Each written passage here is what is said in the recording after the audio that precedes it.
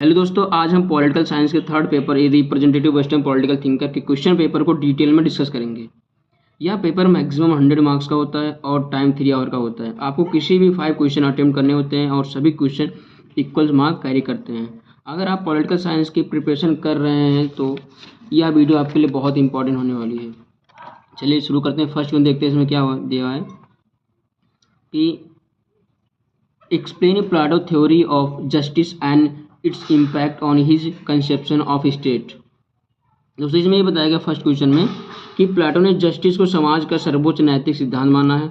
उनके अनुसार न्याय का अर्थ होता है कि प्रत्येक वर्ग क्लास अपने कार्य को निष्ठा से करे और दूसरे कार्यों में हस्तक्षेप ना करे। मतलब दोस्तों कहने का मतलब है कि जो प्लाटो का कहना था कि कोई भी अगर काम अपना है तो उसे अपने में ना कि दूसरे काम में अपना हस्तक्षेप करे, ऐसा प्लाटो का कहना था। दूसरा इसमें उन्होंने स्टेट को 3 वर्गों में बांटा था। फर्स्ट इसमें दिया हुआ था फिलोसफर, दूसरा था सोल्जर्स एंड तीसरा था प्रोड्यूसर। इसमें फर्स्ट फिलोसफर में दिया हुआ है दोस्तों कि जो क्या दो दार्शनिक शासक होते हैं वो सिर्फ शासन करेंगे, और सोल्जर्स में यह था कि जो सैनिक वर्ग थे उन्हें राज्य की सुरक्षा करेंगे, और प्रोड्यूसर्स में यह था कि उत्पादक वर्ग जो है ये होता था तीसरे में आर्थिक आवश्यकताओं को जो पूरी करते हैं। इसमें तो बताया गया दोस्तों। सेकंड क्वेश्चन दिया हुआ है discuss Aristotle's theory of citizenships. इसमें बताया गया सेकंड क्वेश्चन दोस्तों कि अरिस्टोटल के अनुसार नागरिकता सिटीजनशिप की केवल अधिकार राइट्स प्राप्त करने का एक सीमित नहीं है बल्कि पॉलिटिकल पार्टिसिपेशन भी है। सच्चा नागरिक वही है जो शासन, गवर्नमेंट और कानून निर्माण, लॉ मेकिंग की प्रक्रिया में भाग लेता है। उनका मानना था कि जैसे उन्होंने नागरिक को एक्टिव पार्टिसिपेशन माना, परंतु महिलाओं, दसों स्लेब्स और विदेशियों को नागरिक से बाहर रखा। थर्ड क्वेश्चन दिया दोस्तों इसमें explain Montesquieu theory of separation of powers. Third question दोस्तों ये बताया गया है कि मॉन्टेस्क्यू को मानना था कि यदि सारी शक्ति एक संस्था या व्यक्ति के पास होगी तो निरंकुशता डिक्टेटरशिप उत्पन्न होगी। मतलब कि उनका ये मानना था कि अगर कोई भी शक्तियाँ या उन जो पावर्स होती हैं अगर एक व्यक्ति या एक राजा के पास होती है तो उसमें क्या होता है, उसके अंदर एक डिक्टेटरशिप हो जाती है या फिर उसके अंदर क्या होती है, निरंकुशता हो जाती है, उत्पन्न हो जाती है। इन्होंने पावर को 3 टाइप्स में डिवाइड किया था। फर्स्ट था लेजिस्लेचर था, सेकंड था एग्जीक्यूटिव था और थर्ड था जुडिशरी था। थर्ड क्वेश्चन देखते हैं दोस्तों इसमें क्या है right Machiavelli's view on religion and morality. इसका इसमें कहना यह था कि मैचियावेली को father of modern political thought कहा जाता है। उन्होंने कहा कि राजनीति पॉलिटिकल को धर्म, रिलीजन और नैतिकता से अलग रखना चाहिए। उनके अनुसार मानना यह था कि शासक को मुख्य उद्देश्य राज्य स्टेट को शक्तिशाली बनाना होता है।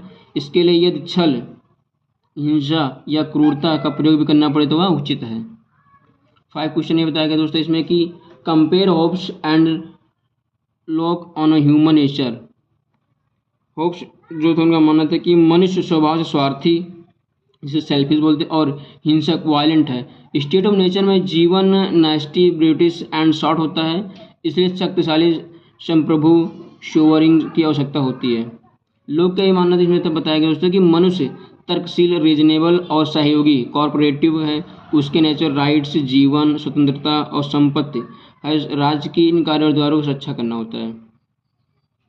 एंड 6 में बताया गया दोस्तों इसमें कि discuss Rousseau's and theory of general will. 6 question में बताया गया दोस्तों कि रोशियो ने जनरल विल का विचार प्रस्तुत किया जिसका अर्थ समाज के सभी लोगों की सामूहिक इच्छा। व्यक्ति वास्तविक स्वतंत्रता तभी सुरक्षित है तब वह जनरल विल का पालन करे। यह सिद्धांत समानता, इक्वालिटी और लोकतंत्र डेमोक्रेसी को बढ़ावा देता है। फ्रेंच रिवॉल्यूशन पर रोशियो का विचारों का गहरा प्रभाव पड़ा था।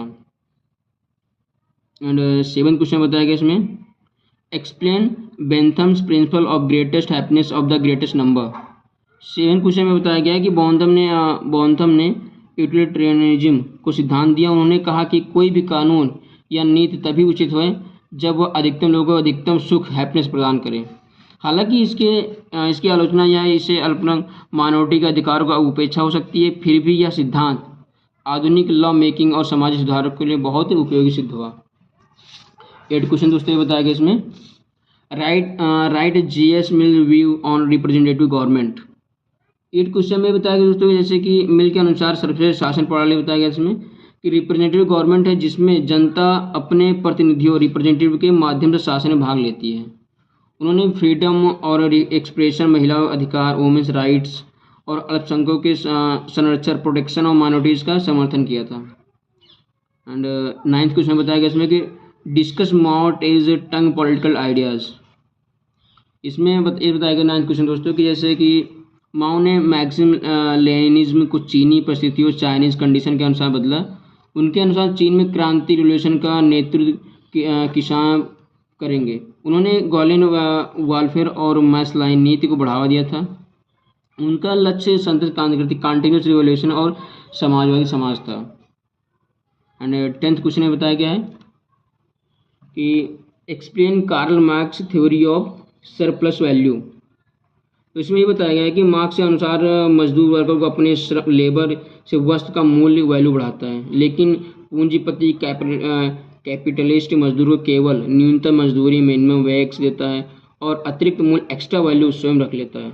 इसी अतिरिक्त हिस्से को सरप्लस वैल्यू कहा जाता है। मार्क्स के अनुसार यही सोशल एक्सप्लॉयटेशन का मूल कारण है जो वर्ग संघर्ष, क्लास स्ट्रगल को जन्म देता है और अंततः सभ्यवादी समाज, कम्युनिटी सोसाइटी को स्थापना करता है। थैंक यू दोस्तों।